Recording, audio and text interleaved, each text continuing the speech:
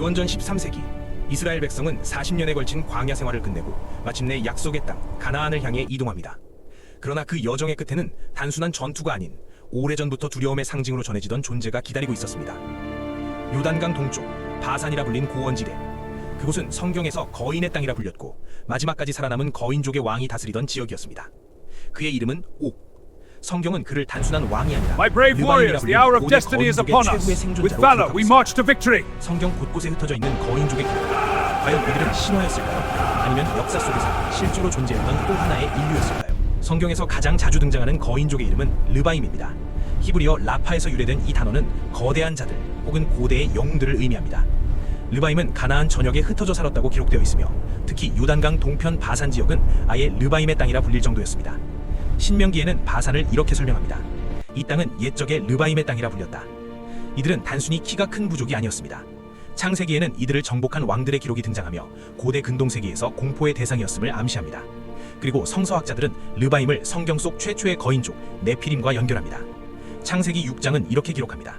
그때 땅에 네피림이 있었고 그들은 고대의 명성이 있는 용사들이었다.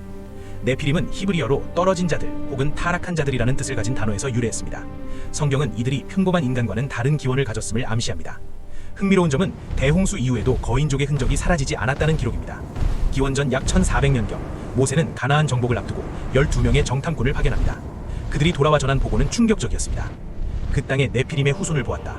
우리는 스스로 보기에도 메뚜기 같았다. 이들은 아낙의 자손, 즉 아나킴이라 불렸습니다. 목이 긴 자들이라는 뜻을 가진 이 이름은 그들의 신체적 특징을 암시합니다. 성경은 같은 거인족을 지역마다 다른 이름으로 부릅니다. 모압에서는 에임, 암몬에서는 삼순밈.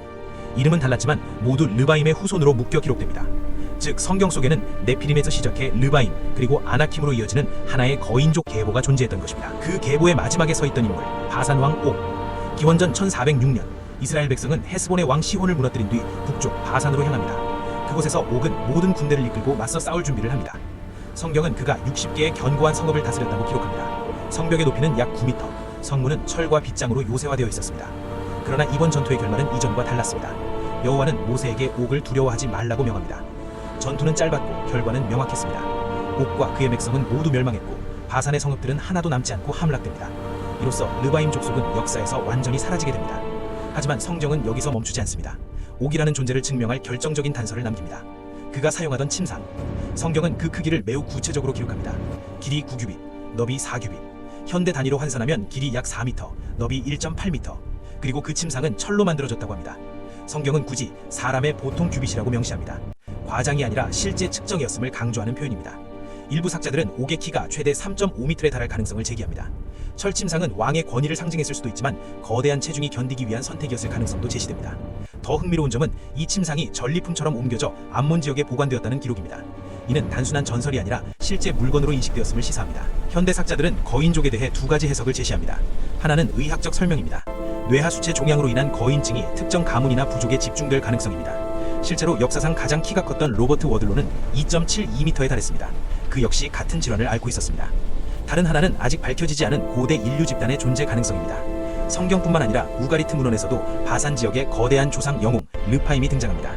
또한 골리앗의 고향 가드와 바산 지역에서는 비정상적으로 거대한 성벽과 석조 구조물이 발견되었습니다. 수십 톤의 돌로 덮인 돌맨 무덤들. 누가, 왜, 어떻게 만들었는지는 여전히 밝혀지지 않았습니다. 과연 바산왕 옥과 르바임은 질병을 앓던 인간이었을까요? 아니면 네피림이라는 고대 존재의 마지막 흔적이었을까요? 성경 속에 남겨진 이 기록은 지금도 조용히 질문을 던지고 있습니다. 여러분은 이 거인족의 정체를 어떻게 보시나요?